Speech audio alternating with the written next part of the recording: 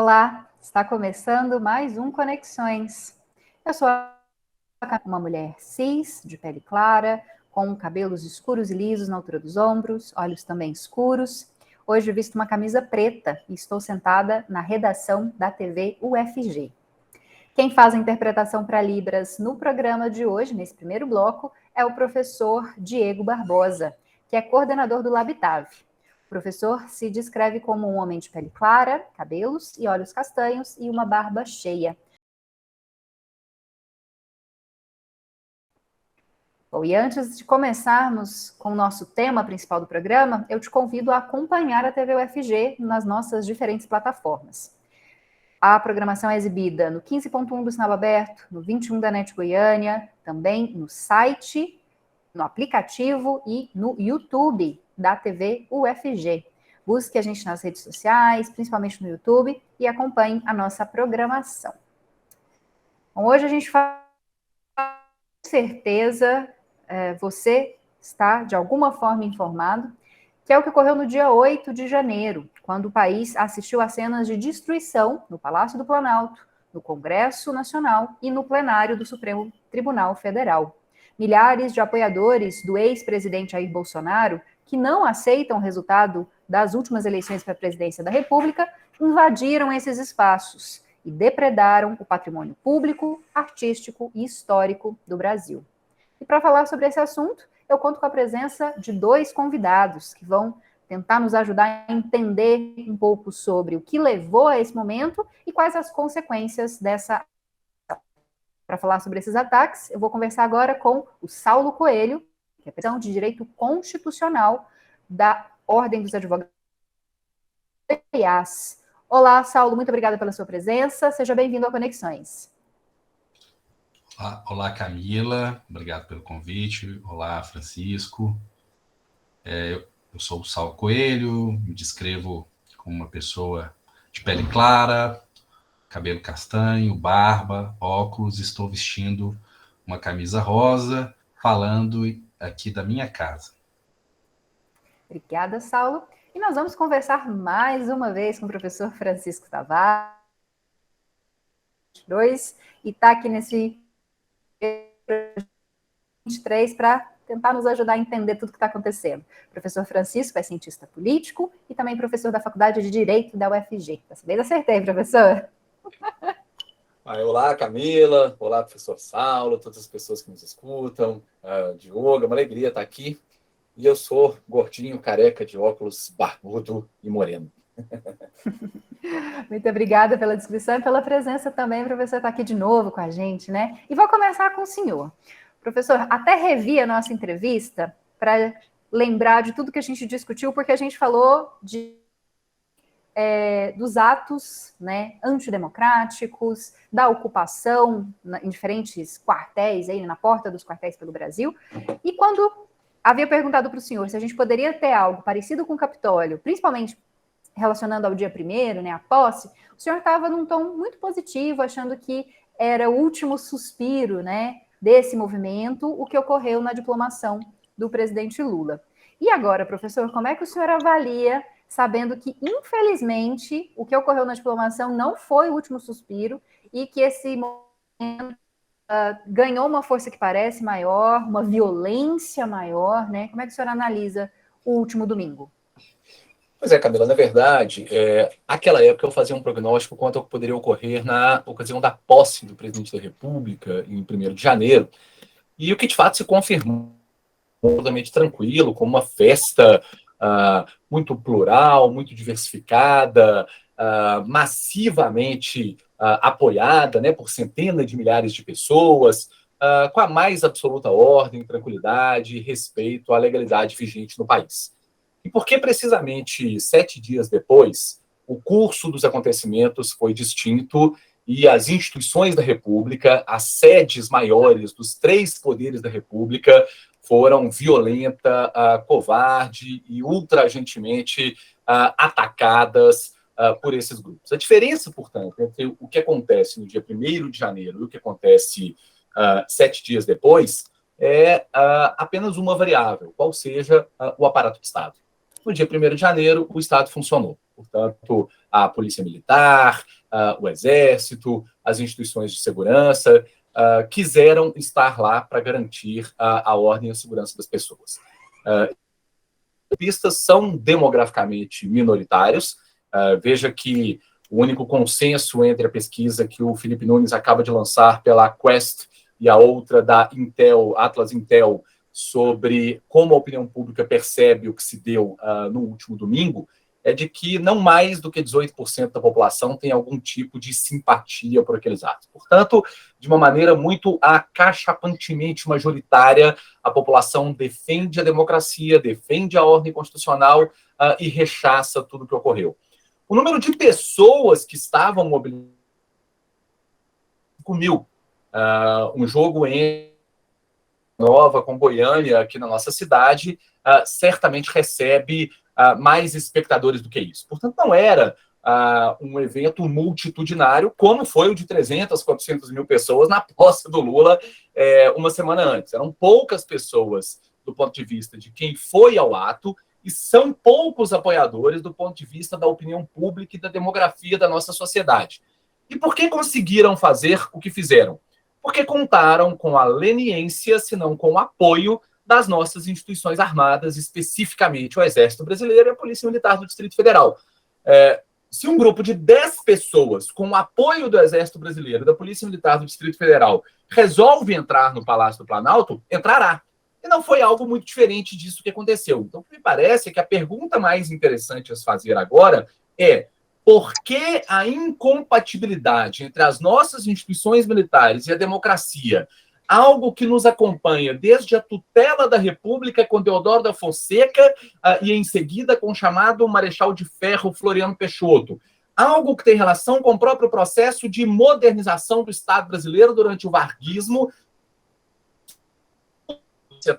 nos movimentos dos tenentistas, algo que se agudiza na ditadura militar, que não foi objeto de uma justiça de transição, assim entendida no nosso direito internacional público como memória, e foi sabotada a nossa Comissão da Verdade, reparação, e as indenizações e afins foram mínimas, e, sobretudo, responsabilização dos agentes.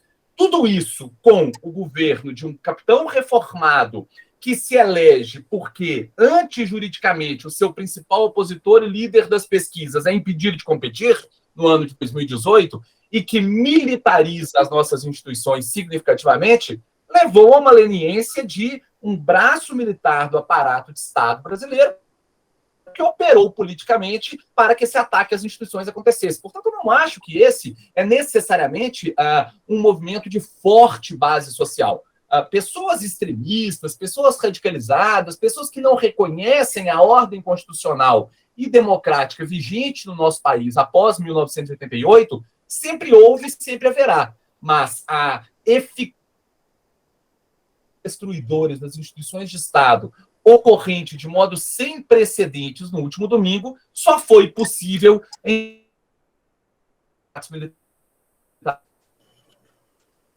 Bom, antes de passar a palavra para o professor Saulo, vou pedir uma desculpa aqui para os nossos telespectadores, porque a gente, infelizmente, justo no momento dessa gravação, está tendo um problema com a internet, que está um pouco instável, então talvez você esteja tendo alguns problemas aí de queda, mas acredito que a gente consiga manter o debate para a gente continuar conversando sobre esse assunto. Estou pedindo aqui para a internet voltar a funcionar na totalidade. Saulo, você concorda com o professor Frank quando ele diz de um movimento que não é tão forte, né? Não angaria tantas pessoas nesse momento, mas que contou também com a leniência das forças policiais para que pudesse realizar aquele tipo de depredação, né? Naquele tamanho, nunca visto antes no país. Novamente, boa tarde a vocês. Eu concordo com o professor Francisco, mas penso que o professor Francisco vai concordar comigo que o movimento não é tão forte, mas ele também não é tão fraco a ponto de poder ser menosprezado pelas instituições do Estado e da sociedade brasileira, né?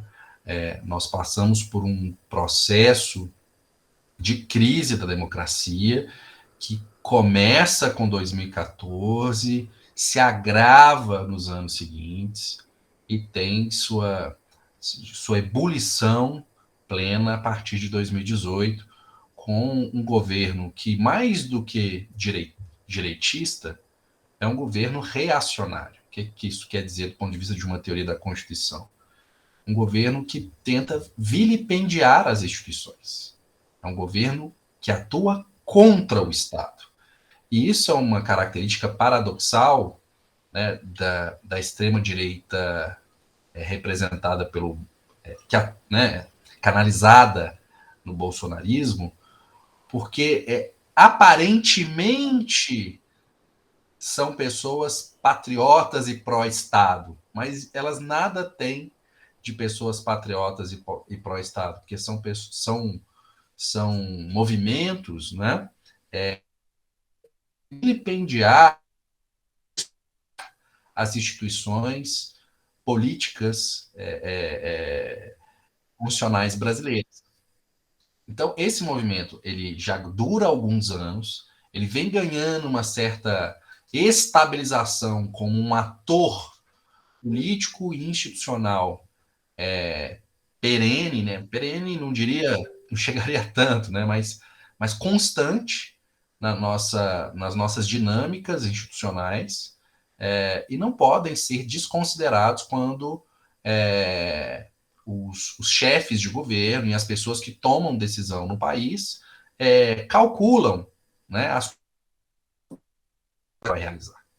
Né? Então, eu acho que o caso do dia 8 de janeiro demonstra que, em certos momentos, o poder público, se não vigiar, né, se não montar vigília constante em relação aos movimentos antidemocráticos brasileiros, poderá sofrer bastante com o poder de fogo, metaforicamente falando, mas não só metaforicamente falando, desses grupos.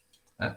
Eu acho que a própria questão do desarmamento no Brasil, ela precisa ser assumida como uma política de Estado prioritária, porque se não for assim, nós vamos assistir com certeza a episódios tristes nos próximos anos, ainda que isolados, episódios tristes. Então, o governo atual, que tem uma proposta mais democrática, que foi eleita, eu acho, que justamente para recuperar, né, a estabilidade conquistada, né, da nossa democracia, precisa estar vigilante em relação a isso e não descuidar, né, das tarefas que tem para reconstruir as bases do funcionamento institucional do Estado democrático de direito pleiteado e em construção no nosso país. Penso, então, um movimento não tão grande, mas também não tão pequeno a ponto de ser desconsiderado do ponto de vista de uma estratégia de Estado. O Estado brasileiro tem que ter uma estratégia para lidar com essa gente. Saulo, vou fazer a pergunta primeiro para você, depois passo para o professor Frank, para a gente ficar fazendo, né, esse jogo das opiniões e das contribuições de cada um. Vários veículos de imprensa têm chamado esses atos de terroristas. Queria que o senhor falasse a partir da legislação que nós temos hoje, né, da lei antiterrorismo, esses atos, eles podem ser chamados como terroristas? Essas pessoas que participaram desses atos e os financiadores deles podem ser classificados dentro desse conceito? Bom, dependendo dos elementos que ocorrerem numa manifestação como a do dia 8, pode-se chegar até mesmo a atos de terrorismo. Eu vi das cenas, das filmagens, do que foi amplamente noticiado, que não chegamos a tanto. Não se tratam de atos terroristas, mas de atos antidemocráticos, do ponto de vista jurídico, do ponto de vista da legislação brasileira. O que aparentemente ocorre ali é a ocorrência, né, de fatos tipificados como crimes contra a democracia, crimes contra as instituições democráticas, tal como previsto na parte especial do Código Penal brasileiro. Não me parece opinião diferente, mas não me parece que se chegou à situação de atos de terrorismo, porque alguns elementos específicos não estavam presentes. Por exemplo, não se atentou contra a vida de pessoas, aparentemente, né? Apesar de ter havido ali cenas de lesão corporal. Mas uma coisa é a lesão. Tem que haver, a gente tem que analisar um elemento do direito chamado dolo, né? O dolo ali, por exemplo, quando você agride aquele policial em cima do cavalo, é de agredir o policial, não é de matá-lo, né? E mesmo que fosse, né, um ato específico como aquele, não configuraria ainda, me parece, isso. Então nós estamos falando de outros crimes, mas crimes graves, que precisam ser devidamente investigados e as pessoas e toda a cadeia de partícipes, né, desses atos criminosos precisa ser identificada e essas pessoas punidas, com certeza. Professor Frank, agora é a sua vez de nos dizer, né? Concorda ou discorda? Na verdade, essa questão pode ser pensada de duas maneiras. Em uma abordagem, digamos, ampliada, que não diz respeito ao direito positivo brasileiro, encarcerar com base nisso, mas é uma categoria político-jurídica que pode ser utilizada se nós subsumirmos o que aconteceu ao conceito de terrorismo professado pela Organização das Nações Unidas e por instituições de direito humanitário no âmbito do direito internacional público, o que se deu é, obviamente, terrorismo. Agora, especificamente no caso do nosso direito doméstico, o que inequivocamente aconteceu ali foi a conduta versada no artigo 359-M do nosso Código Penal, que eu vou ler para todas as nossas espectadoras e para todos os nossos espectadores para ficar claro, que diz tentar depor, veja que não é o resultado da pessoa, tentar, né, esse é o núcleo do tipo, tentar depor por meio de violência ou grave ameaça o governo legitimamente constituído. Esse é um crime gravíssimo no nosso direito, por duas razões. Porque a Constituição da República já estabelece que os crimes contra a ordem democrática serão insuscetíveis de graça, anistia, serão insuscetíveis de fiança e serão imprescritíveis. Portanto, a própria Constituição já diz que esse tipo de delito terá um tratamento coercitivo muito mais sério, rigoroso e grave por parte do Estado brasileiro. Mas a própria pena desse tipo é de 4 a 12 anos de prisão. Vocês entendam, é um tipo penal, portanto, que não admite a chamada transação penal, a suspensão condicional do processo, o sursis. O que esse crime admite é pena privativa de liberdade. A pessoa vai começar a cumprir a sua pena em regime fechado em uma instituição prisional. É um delito tão grave do ponto de vista da quantificação da restrição de liberdade quanto o delito de homicídio no Brasil.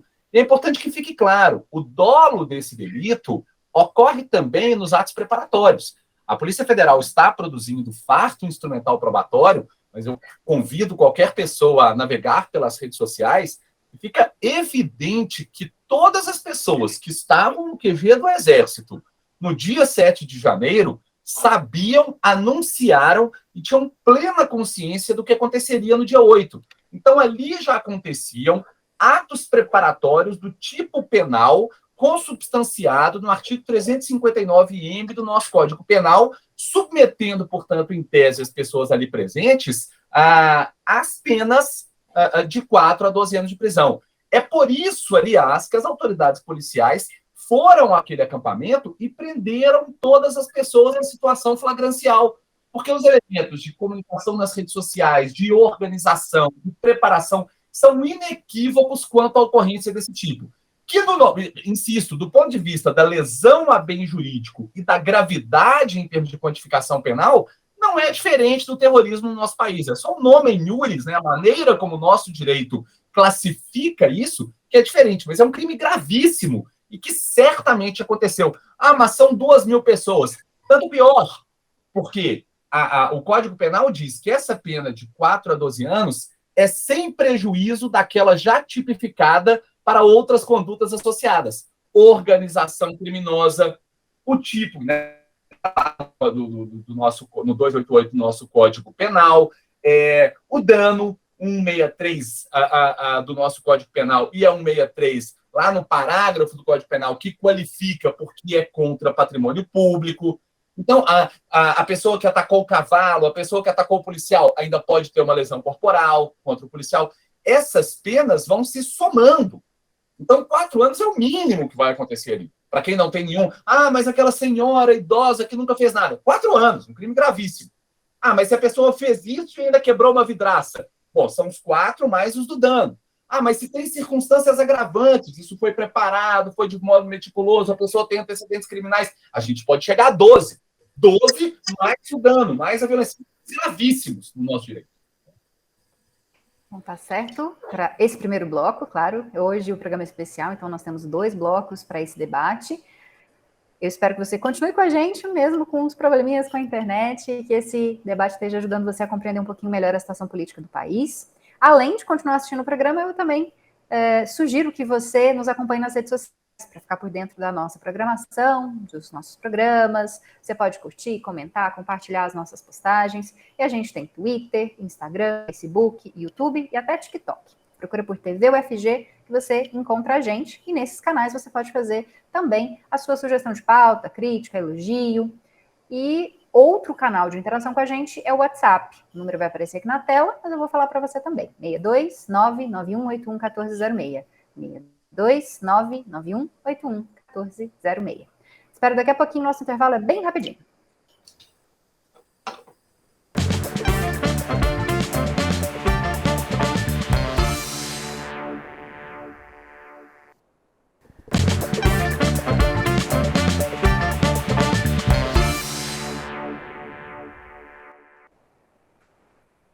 Estamos de volta com Conexões de hoje, que trata dos atos golpistas que ocorreram em Brasília no último domingo, dia 8 de janeiro. Eu recebo agora o Diogo Marques, que vai fazer a interpretação para Libras nesse bloco. Ele é integrante do Labitav e se descreve pelos e olhos. Obrigada, Diogo, pela sua presença. Bom, e voltamos a falar sobre o nosso assunto principal de hoje com nossos 2 convidados, que são o Saulo Coelho, presidente da Comissão de Direito Constitucional da OAB Goiás, e Francisco Tavares, cientista político e professor da Faculdade de Direito da UFG. Saulo, você falou de medidas que serão necessárias para punir e reduzir a possibilidade de outras ações criminosas como essa. Você citou a questão do desarmamento, mas queria que falasse mais especificamente também da punição. O professor até citou as penalidades, em que leis essas pessoas podem, né, ter incorrido em crimes, mas queria que você falasse também da importância de buscar, por exemplo, os financiadores e até mesmo os entes públicos que possam ter, de alguma maneira, ou consciente ou por inação, facilitado o que ocorreu no domingo. Eu penso que o que ocorreu no domingo é, sim, histórico, como a mídia vem descrevendo, e os atores políticos e institucionais também. E, nesse sentido, a reação também a mesma proporção, né? Luhmann costuma dizer, né, a função do direito é manter a expectativa de condutas sociais, né, dentro de uma ideia de confiança de que as normas irão ser minimamente respeitadas. Então, para resgatar a expectativa, né, de que os poderes constitucionalmente constituídos serão devidamente respeitados, a reação precisa ser agora proporcional. Nesse sentido, me parece que deve ser força-tarefa no sentido de realizar e a devida persecução penal. E mais importante do que fazer isso é garantir que essa persecução não fique apenas naqueles que entraram, né, nos prédios dos poderes ali em Brasília, que realmente essa ação de reação, né, ao que aconteceu no dia 8 alcance, na minha visão, basicamente 4 grupos delituosos, né? Delitivos. Os que diretamente praticaram os crimes no dia 8 em Brasília, é um grupo de pessoas, para eles há uma estratégia específica e ações específicas a serem. Há um outro grupo que merece a atenção do Estado nesse momento, que são os financiadores e organizadores dessas ações. Me parece que esse é um segundo grupo para o qual aqueles que atuarão na repressão do que aconteceu precisam adotar estratégias específicas. Há um terceiro, que são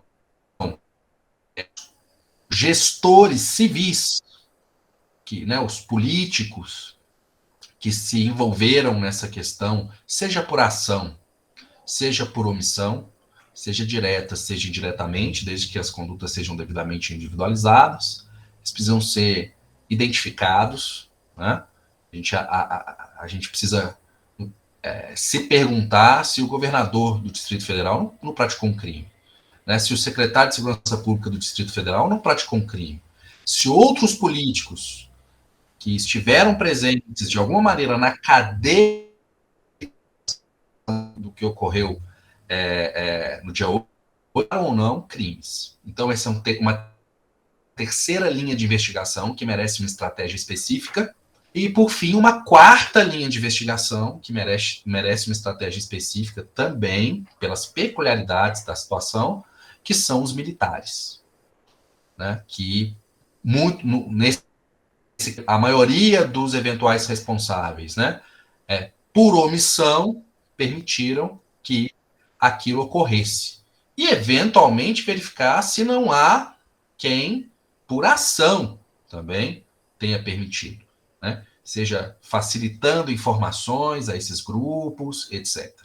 Hoje em dia, a inteligência brasileira tem sofisticação necessária para fazer, né, uma análise, né, do que foi realizado em termos de troca de informações, condutas preparatórias, para identificar atores, né, delituosos, seja por omissão, seja por ação, também nesse quarto grupo, que são os militares.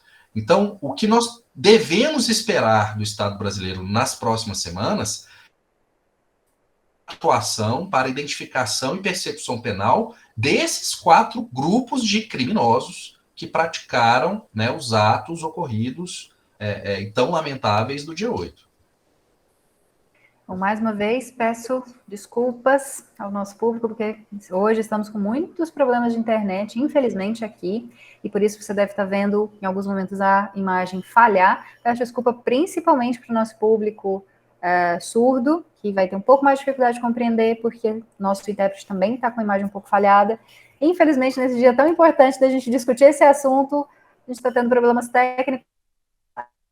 Continuar. Professor Francisco, queria seu posicionamento a respeito disso, né, da penalização e punição dessas pessoas. Como é que o senhor tem visto as ações tomadas, né?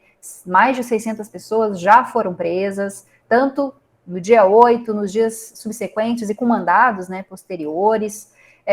O ministro Alexandre de Moraes também tem tomado medidas, né, em relação ao que está acontecendo. Como é que o senhor enxerga isso? E mais um pouquinho, o senhor acredita na possibilidade de penalização do ex-presidente Jair Bolsonaro?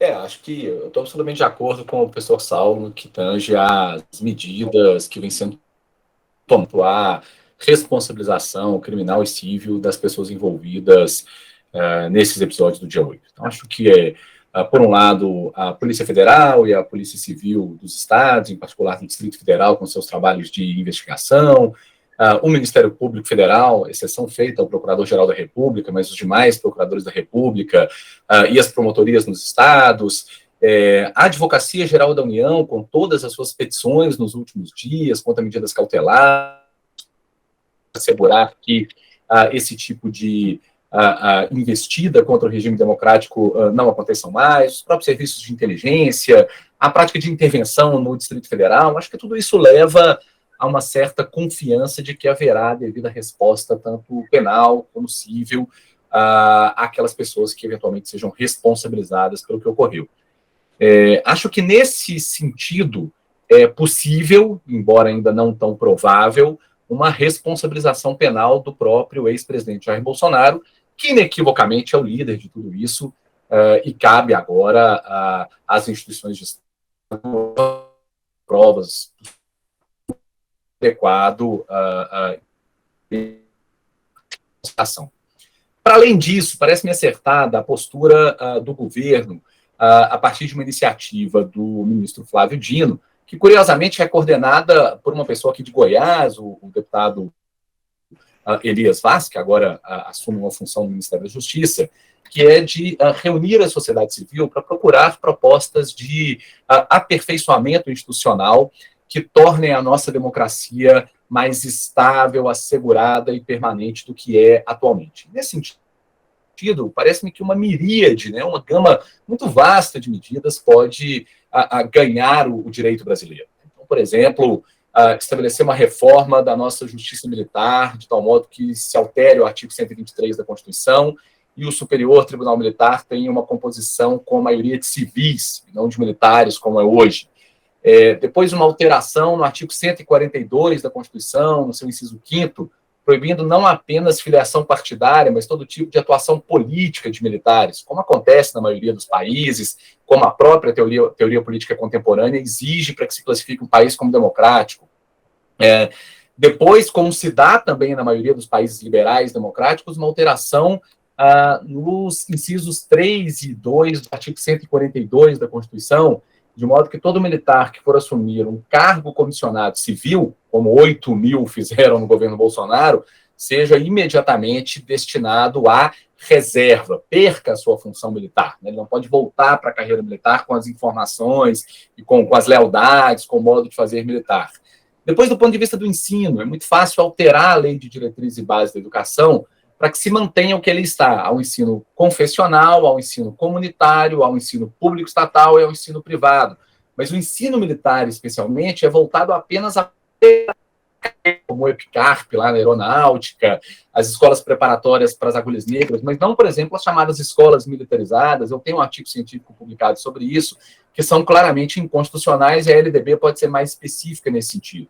É possível criar um inciso 7º lá no artigo 14 da Lei de Licitações, que é a Lei 14.13.3, e estabelecer que aquelas empresas cujos sócios gerentes ou sócios majoritários tiverem financiados a prática dos crimes do artigo 359 M, N, P do Código Penal, que são esses crimes contra a ordem democrática, fiquem impedidas de contratar com a administração pública. É possível pensar que essas empresas também, e os seus proprietários, não possam receber nenhum tipo de benefício, incentivo, anistia ou moratória fiscal. Então, começam a sofrer no bolso com isso. Acho que o Brasil pode caminhar também para a criação de um conselho permanente de monitoramento, e a gente está aqui com o professor Saulo, que é um dos papas das políticas públicas de direito, que entende de monitoramento quase como ninguém nesse país, e, portanto, de monitoramento e análise de riscos no que tange ao regime democrático, e que anualmente entregue relatórios para o Poder Civil, dizendo, olha, isso aqui ficou problemático, isso aqui precisa melhorar, isso aqui avançou. Civil organizada, com participação da academia, com participação dos tribunais. Acho que é preciso, e é um consenso de quem faz estudos atualmente sobre isso, que haja carreiras civis no Ministério da Defesa, principalmente com as missões de monitoramento e acompanhamento dos militares. É assim no mundo inteiro também. Acho que mais do que isso, é possível a gente criar um prêmio sobre o Fundo de Participação dos Municípios e o Fundo de Participação dos Estados, por exemplo, com um adicional de IPI sobre armas ou qualquer coisa assim, um adicional de imposto de renda sobre as grandes rendas, para que esse recurso caia em municípios e estados que promovam mecanismos participativos de democracia, em especial do ponto de vista orçamentário e tributário, porque uma democracia leva a menos arroubos populistas de extrema-direita. Então, tem uma gama de medidas que podem ser tomadas e o governo está perguntando à sociedade civil quais são elas, que eu acho que iriam evitar que episódios como esse tenham lugar novamente na nossa sociedade. Bom, professor Saulo, professor Francisco citou a questão, e o senhor também, né, da possibilidade de responsabilização até mesmo do governo, né, do Distrito Federal, Enéas, e ele foi afastado, né, e há uma intervenção federal no setor da segurança pública do Distrito Federal. Dá para a gente explicar para o nosso espectador o que isso significa? O afastamento do governador e também essa intervenção federal que deve ficar até o final de janeiro? Eu acho que o que é importante esclarecer quanto a isso é que o governador do Distrito Federal, ele ainda ele está sendo, né, ainda investigado em relação às suas condutas, etc. Não sabemos ainda quais medidas serão efetivamente adotadas em relação às condutas dele, né? Esse é um ponto. O afastamento dele tem como fundamento, no bojo, né, dos fundamentos, está ali, talvez o principal fundamento seja justamente que a sua presença na gestão do Distrito Federal não impeça justamente a identificação, né, das informações necessárias para sua eventual responsabilização, além de um outro fundamento, que é garantir, né, para as próximas semanas, que o funcionamento da Distrito Federal não enfrente qualquer tipo de dificuldade na cadeia de comando daquele ente federativo. Então, me parece claramente que há o motivo do afastamento do governador é esse. Permitir que a investigação não tenha óbices. E 2, garantir que a intervenção federal não encontre também barreiras na cadeia de comando. Né? Esse é um ponto. A intervenção federal, ela garante que o Ministério da Justiça assuma a centralidade da definição, por exemplo, de efetivos, quais são as prioridades na ordem do dia, quais são as prioridades no planejamento estratégico do Distrito Federal. Esse é um ponto muito importante. Agora, existe um outro ponto que me parece desafiador, que é o fato de que nós sabemos, no direito administrativo, na ciência política, na ciência da administração e etc., que qualquer instituição complexa, ela precisa ela tem uma cadeia complexa de relações de comando e de relações de poder, né? E há micropoderes dentro das instituições que muitas vezes formam bunkers de resistência em relação a comandos que vêm, né, dos níveis máximos de tomada de decisão. Então, o que nós precisamos nos perguntar, né, para as próximas semanas, dias e semanas, de que maneira a polícia do Distrito Federal vai mudar também o seu comportamento em relação ao que parece ser, né, um comportamento um pouco leniente, talvez até mesmo, em alguns casos, prevaricador, que ocorreu no dia 8. Esse ponto ainda me parece um ponto bastante desafiador, né? Como garantir, né, que a cúpula do Ministério da Justiça consiga se fazer ouvir e respeitar no chão de fábrica, né, da estrutura da segurança pública no Distrito Federal, principalmente. Mas eu diria mais, prezada Camila, me parece que esse é um problema que ele também existirá em relação ao Exército, e o professor Francisco já indicou algumas medidas que podem começar a mudar essa realidade, e também existirá em relação às polícias de outros estados. Então é preciso pensar em condutas para o curto e médio prazo, e essa intervenção federal é uma conduta para o curto e médio prazo, o afastamento de eventuais responsáveis, né, das suas funções de gestão também é uma medida de curto prazo e médio prazo, mas a gente precisa pensar também em estratégias de médio a longo prazo para mudar essa realidade brasileira, que é muito preocupante. Você ter a presença de atores militares muito forte na política brasileira, com uma tendência bastante antidemocrática. Infelizmente, nosso tempo chegou ao fim, vou ter que interrompê-los. Eu sei que a gente poderia falar sobre tantos assuntos, tanta coisa ficou de fora, mas pelo menos acredito que a gente tenha conseguido orientar o telespectador sobre esses atos, né, esse ataque à democracia, às instituições. Espero que a gente possa conversar em outros momentos sobre esse assunto também. Professor Saulo, seja bem-vindo aqui ao Conexões, espero que volte. Muito obrigado pelo convite e estou sempre à disposição de vocês Foi ótimo o diálogo. Muito obrigada, professor Francisco, novamente. Acho que já vai virar nosso parceiro de novo. Imagina, Camila, Diogo, é sempre uma honra, é sempre uma alegria estar aqui participando das espectadoras e espectadores, sobretudo com a presença de um dos maiores intelectuais do direito brasileiro, porque eu aprendo todos os dias e de quem eu tenho a honra de ser colega, que é o professor Saulo. Então, realmente, estou sempre às ordens. Foi um privilégio participar dessa conversa hoje. É a amizade do Francisco que lhe faz ser tão gentil e pródigo nos elogios. Bom, o privilégio é nosso, que podemos escutar os dois. Muito obrigada. E a você que nos acompanha, continua com a gente. Próximo bloco eu tenho algumas dicas de eventos culturais para você.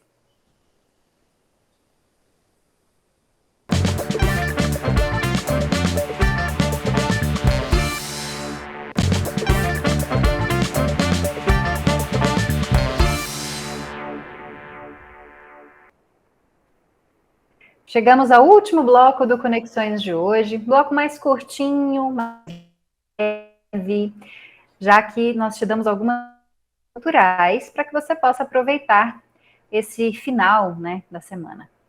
Até o dia 30 de janeiro, Goiânia recebe 80 atrações artísticas e produtores que foram contemplados pelo projeto CLAC Retomada Cultural. Essa iniciativa da Secretaria do Estado da Retomada e do SESC Goiás, e fomenta o cenário artístico goiano. E já está na segunda edição que promove, né, ações culturais tanto na capital quanto no interior. Para conferir toda a programação e participar da CLAC, acesse o site do SESC, sescgo.com.br, sescgo.com.br.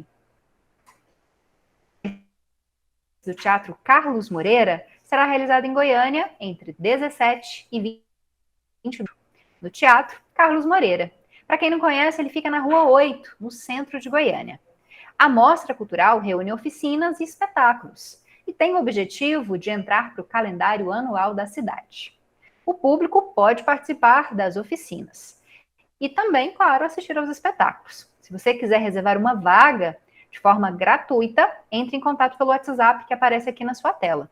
62991 46714. 62991426714. E o Basileu França oferece quase 1.400 vagas para cursos gratuitos de artes aqui em Goiânia. As oportunidades são para capacitação e qualificação nas áreas de arte e educação, artes visuais, circo, dança, música e teatro. E a entrada é para o primeiro semestre deste ano. As inscrições podem ser feitas pelo site da Escola do Futuro de Goiás, Basileu França, até o dia 15 de janeiro. Está acabando, hein? Há oportunidades tanto para os turnos matutino quanto vespertino. Deixa eu te falar o site, né, para que você possa entrar em contato, ele aparece aqui na nossa tela, mas vou ler para ficar mais fácil para você anotar. É o basileufranca.com.br, basileufranca.com.br. Eu falei que esse bloco era curtinho, levezinho. Bom, assim eu me despeço de você e peço para que você acompanhe a programação da TV UFG e o Conexões na próxima quinta, 4h30 da tarde, com mais um tema de relevância para a sociedade. Até mais!